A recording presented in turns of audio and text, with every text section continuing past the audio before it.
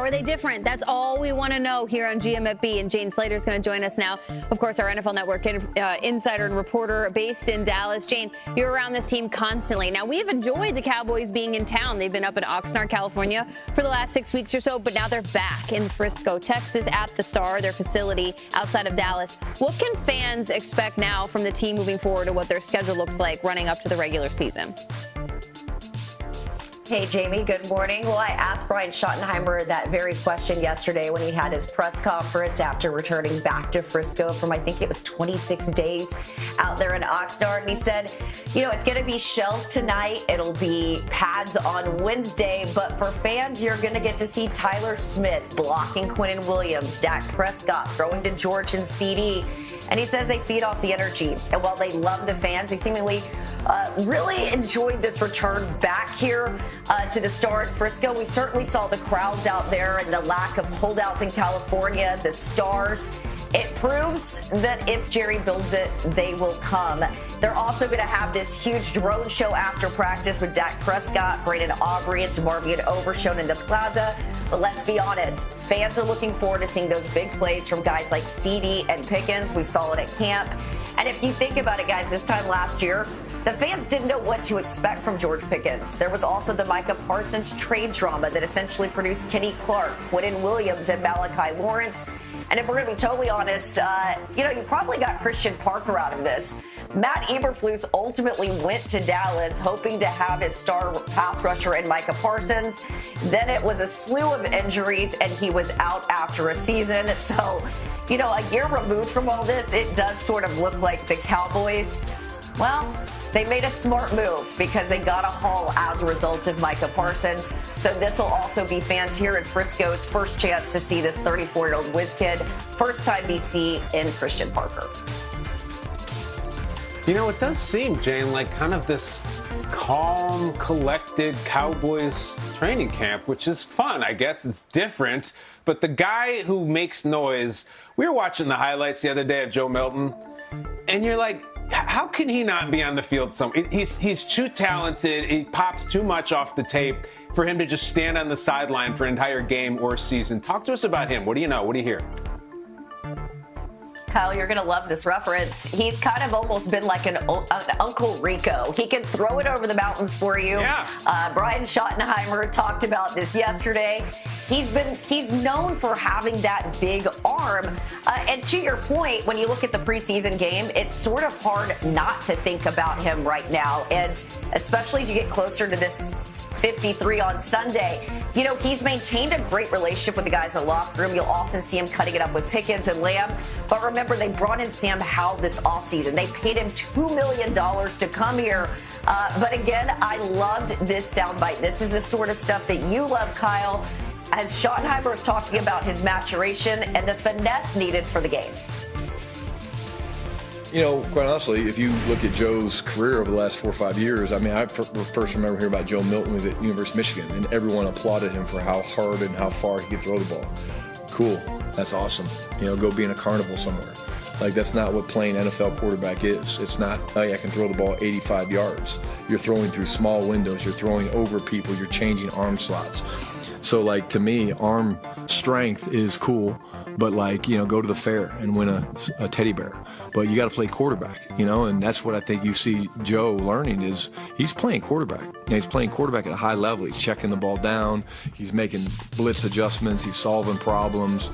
He's reading, from his first, second to third and even fourth progression at times. It takes time. You don't stop. You don't stop learning as a quarterback, and the only way to do it is to play. And I'm really, really proud of him. It really made me think of my golf game, Kyle. I've got a hell of a golf swing, but cool. Go to Top Golf and press your friends. It's the middle of the field that I got to work on when we talk about the fairway. So here's what I would say. Who do you move to the practice squad when you're paying one of them $2 million? The other is out playing Sam Howell. I think that's going to be one of the trickier decisions for them, especially when you consider that Dak Prescott, and I hate to bring this up, but he has missed 26 games to injury. You put so much resources on the defensive side of the ball. You believe that this team is special.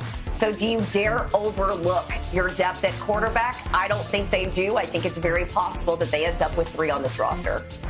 Jane, you talked about the additions they made on defense and for the past 12 months, whether it be the draft, whether it be trades, whatever it is, free agency, they've made certain moves. And Jerry Jones and coach have always said, hey, we're still looking for somebody. Well, they go and they sign Von Miller. What has been the buzz around Von Miller right now? You know, it's interesting. You've got Von Miller, a guy who has won a Super Bowl. He's hoisted Lombardi, but he was out here campaigning and politicking, Manti, for a job here with the Dallas Cowboys because he, too, thinks that this defense is special. I find it interesting that we're even talking about Von Miller because I want to show you a tweet that I put up 4 years ago. And if you think about it, so much has changed since then. Essentially, I pointed out, you know what? They've got to go ahead and bring in a Von Miller. And there was another tweet where I put out back then where I basically said, you know, look, they had DeMarcus Lawrence on this squad. You had Micah Parsons. He would just take you over the edge. Look at that. A lot has changed since then. But what I think is really, really interesting is just the fact that when you talk to Schottenheimer, he said they really weren't even talking about Von until they saw him posting himself in Cowboys jerseys. And then they started thinking about it. Okay, what would this look like if we brought in Von Miller? And my favorite quote from Schotty yesterday, I always find his press conferences entertaining. He said, yeah, he's old, but that's a lot of sacks when he's referencing what he's done in his career, specifically in Washington. So what they like about bringing Von Miller here to do is he doesn't have to do everything, but he had a familiarity with Christian Parker. He had a familiarity with BT Jordan, their pass rush specialist, and they truly believe that he is going to be someone that's going to help young guys like Donovan Ezeraku as well as Malachi Lawrence. Jane, really incredible story went viral, obviously, from over the weekend, from week 2 of the preseason. And that is, of course, the first member of the Navajo Nation signing with an NFL team, and she has Pete. The speech was incredible. It was very moving. He has since been asked about it a lot. What's the reality of this 6'9", 315-pound offensive lineman making this roster? Because he's won the hearts of many. Jerry Jones knows his fan base, Jamie, and he has captured the hearts of the Latino community here. And we've seen him go out and bring in a bunch of Mexican nationals in terms of the practice squad and endearing them to the fan base. At 6'9", he's not a bad guy athletically to put on your roster, but when you just see the way that Navajo Nation showed up at the Arizona Cardinals game for him, and then the way that they're talking about bringing high-character guys in that locker room, guys that want to be here, I think this is going to be one of those bubble guys that really tugs at his heartstrings. But as we were really talking to Schottenheimer yesterday, he talked about when you're talking 45 to 53, there has to be some versatility. What can they do on special teams? Special teams wasn't all that special at times last year, so it's been a point of emphasis. So as they go down this roster, there's going to be depth conversations, but also versatility conversations. So let's see if Pete can make the roster. That's great. Thank you for putting a bow on that, Jane. We can't wait to watch how this unfolds, as you said, from 45 to 53, because the Cowboys are a team that we will watch in its entirety this season. So, Manti and Kyle, who becomes, in your opinion, the most important person for the Cowboys' success on defense this season? It's their defensive coordinator, Christian Parker. The young man. Yeah, I would go with Christian Parker, and this is why. You bring him in because your greatest rival is the Philadelphia Eagles, and the Eagles have one of the best defenses in the NFL. You bring him in because they have a defensive coordinator